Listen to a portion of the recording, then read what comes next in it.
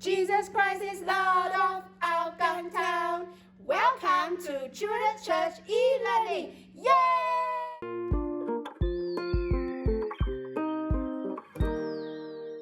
Hello boys and girls, I am Pastor Jasmine and here is your online children's church.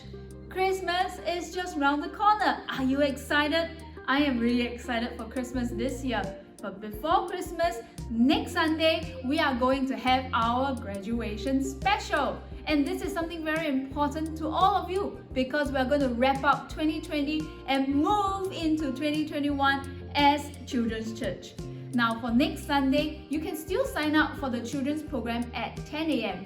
But at 2 p.m., you will be required to either log in on Zoom or to come back to church for the graduation service.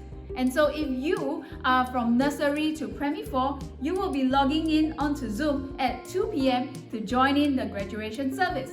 But if you are primary 5, you are invited to come back to church to enjoy the graduation service right here in church at 2 p.m. And so I look forward to seeing your faces either online or in person. Then the following Sunday on the 27th of December is our Christmas special. And this year, our theme is A Star is Born. And so on the 27th of December, you have 2 service timings that you can sign up for. One at 10 a.m. and the second one at 12 p.m. So you can get your parents to sign you up for either one of the service. If you're not coming to church, you can also join in the Christmas service online. And so the online Zoom session will be at 10 a.m. And so we have lots of celebrations coming up to wrap up the year, and I encourage you to continue to just join in all this fun and celebration. We are doing all this in so many new ways, and so you come and experience it for yourself. I'm sure you will be filled with a lot of joy. Speaking about all these announcements, right now because of technology, we can give you announcements online. But think about it, during the time of Acts, they couldn't just film themselves and post a video on YouTube. Last Sunday, we talked about the Council of Jerusalem, where the church leaders decided that the Gentile Christians don't need to follow the Jewish law and Jewish custom. And so now with the letter from the Church of Jerusalem, Paul wants to bring the letter back to the different churches that they have set up and to encourage them with this new instruction from the church. And so here in Acts chapter 15, we are going to look at what happened before Paul starts on his second missionary journey. Hey Barnabas. Hey Paul. Let us go back and visit the believers in all the places that we have preached and see how they are doing. Sure. Who will go with us this time? How about just the 2 of us? Can we take John Mark along with us? I don't think John Mark should come with us. Don't you remember what he did to us back in Pamphylia?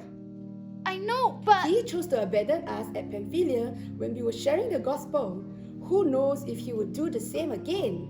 Well, we can try to trust him again. No, we are going on a mission trip, not a vacation. John Mark is not serious enough. But Paul... Barnabas, you know the dangers when we go on mission trips. We were scolded, beaten up, and almost got killed. The mission field is not a playground for half-hearted people. And Paul, you remember that I trusted you when nobody else did. I brought you to the apostles too. We can show John Mark the same trust. I appreciate you for that, Barnabas, but I am sorry I will not take John Mark. You can take him with you if you want, and I will take Silas with me. Fine. We will go on our separate ways then. Fine. Hello boys and girls, I am Koko Jason. Paul and Barnabas had a big argument. Oh my. Because of that, they decided to separate and go on their own mission trips. So from this, what can we see? We know that disagreements can happen anywhere, including the church. When was the last time you disagreed with someone or had a quarrel with someone else? Do you remember how you felt? Was it something like this? Or maybe it was something like this?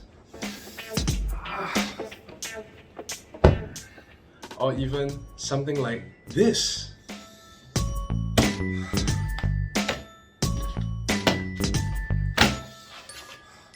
So, there are many reasons why we disagree or quarrel with other people, but there is always one result, and that is division. People become divided, relationships become further and further and further apart. When disagreements happen in church, it can divide the church as well. So, let me show you what I mean. Okay. So in some ways, this barrel, as you can see over here, represents the church. So, sometimes we might find that in the church, we can have misunderstandings with other people. Okay, and what do you think will happen if we put this into the church? Do you expect that? Well, it turns out that the church can handle some misunderstandings. Even though sometimes you thought a friend said something bad about you, maybe they didn't actually do it. You have these kind of misunderstandings, but it may not be the end of the whole church yet. But it might cause friends to become further apart. And sometimes we are too proud to admit our mistakes. And our proud words can make people angry too. And pride will cause people to stay away from you. So let's see what pride does to the church. And oh, yeah, so sometimes you have some pride, some misunderstanding in church, but things will still be okay. You might think of it that way. Next, another way that disagreements might happen is when people become very competitive and you want to compete with each other. Imagine you're in the worship team and then everyone wants to play their instrument very, very loud so that other people can hear them. What do you think will happen to the music? I think it'll sound very, very terrible. Okay, so what happens when we insert some competition into the church? Still okay? Well, how about we add one more? So, disagreements can also happen because of this. This is selfishness. When we only take care of ourselves and we don't care about other people, friendships can become broken and there will be unhappiness. So let's stick this in as well. Oh. But even though all these things haven't caused the church to anything to happen yet, let's see what happens if we start to add more and more of these. And this is what we see in real life. We see that as we add more and more disagreements, more selfishness, more pride, more competition,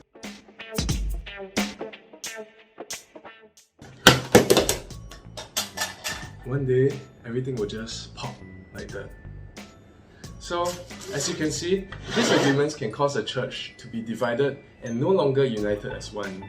So, we should try our best to live in harmony together. And to do that, we should learn how to forgive people when hurts happen.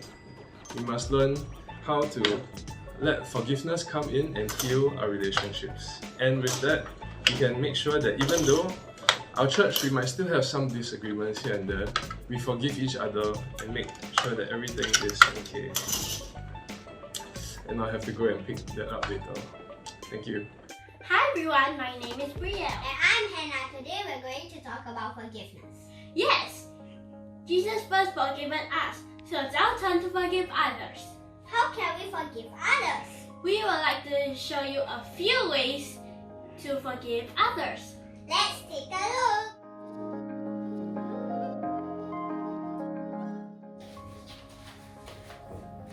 You know, I'm so angry with my friend. She went to tell others that I'm not a nice person and told them not to friend me. But I will forgive her since Jesus has already forgiven me.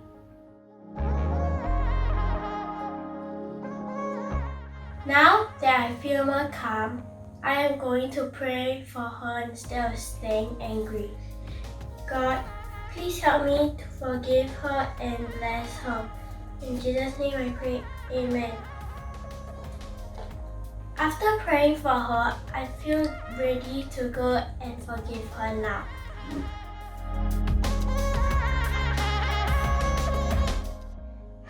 I don't really want to go to my friend's play date later. We quarreled before holiday started and we haven't spoken for a while. But if I choose to forgive her, I will need to talk to her. And actually, I should say sorry. Let me practice. Hello, are you still angry at me? I know we quarreled and I am sorry that I said the things that weren't nice too. Can we still be friends? Okay. This is what I will do later.